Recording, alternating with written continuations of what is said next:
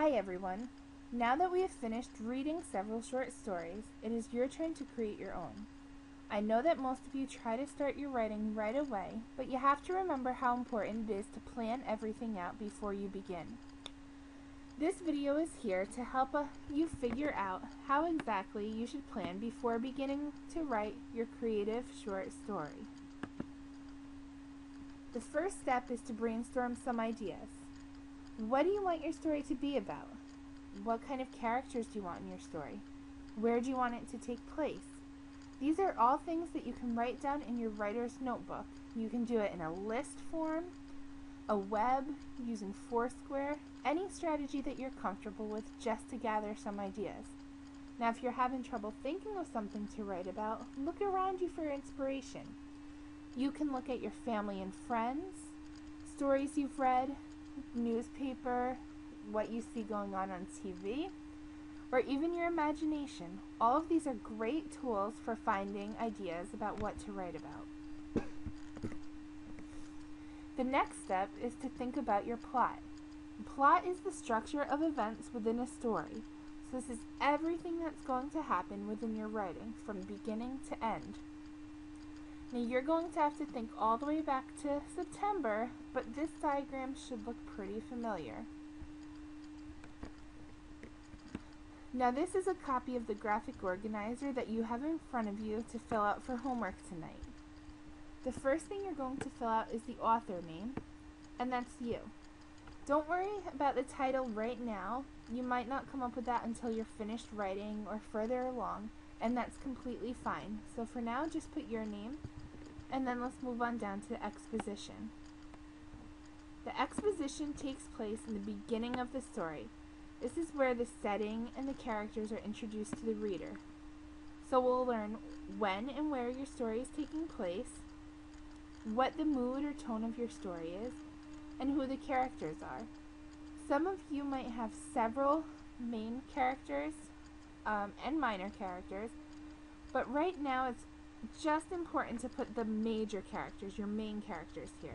We'll learn about the minor ones as we read your story. So for this purpose, we'll just put the major characters on your plot diagram. After the exposition is the rising action. Now this starts to build up the story. You should have ideas of things that would create complications or build suspense for the reader, and those would go in these 3 lines building up to the climax. The climax is supposed to be the most exciting part of your story. This is where all of the action that we've been seeing comes together and just really hits the reader, makes the reader not want to stop reading, just to continue and find out what happens. So this should be the most exciting part of your story. It's a beautiful starter. After your climax is going to be the falling action. This is where everything starts to finally take place. So we've hit the most exciting part of the story, and now we're starting to find out what's going to happen. So here you should start to come up with a solution if there's a problem, or tone down the excitement of your story. And that will lead us to the resolution. The resolution is the end of your story, where everything is kind of wrapped up, all the loose ends are tied together. And if you want to leave your story as a cliffhanger, you can, but just make sure you kind of wrap things up from this story first. Once you've filled in this plot diagram, you're going to look down to the bottom where it says theme. Here you're going to come up with a theme for your story. You can discuss that with me in class if you're having trouble. And then after the theme, you're going to list the protagonist and antagonist of your story. So you should come up with that as you're building your plot diagram. You should know or have an idea of who you would like those people to be in your story.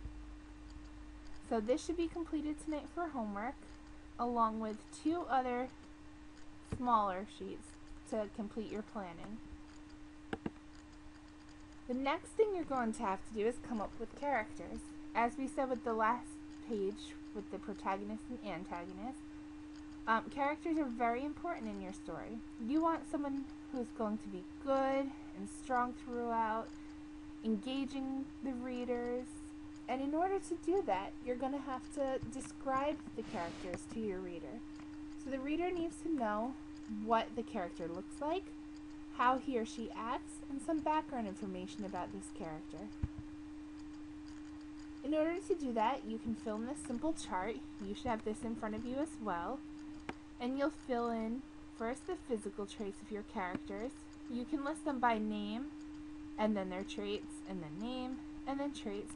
So if little Johnny's in your story, and he has blonde hair and blue eyes, and he's 4 feet 2 inches, you can write that in physical traits.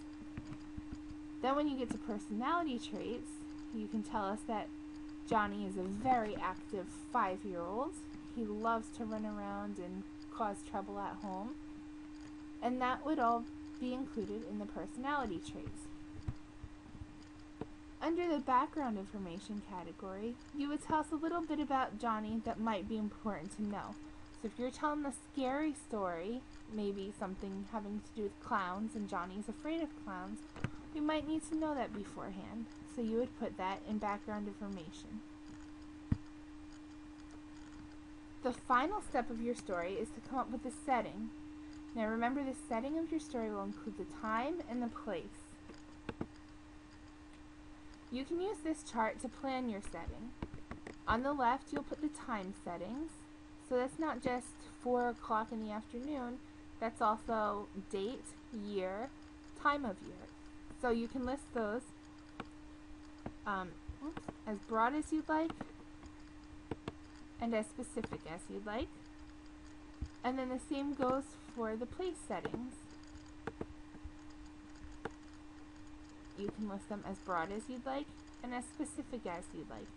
So you can tell me it's in New Jersey as a broad idea, or you can tell me more specifically the town, the street, or describe the home.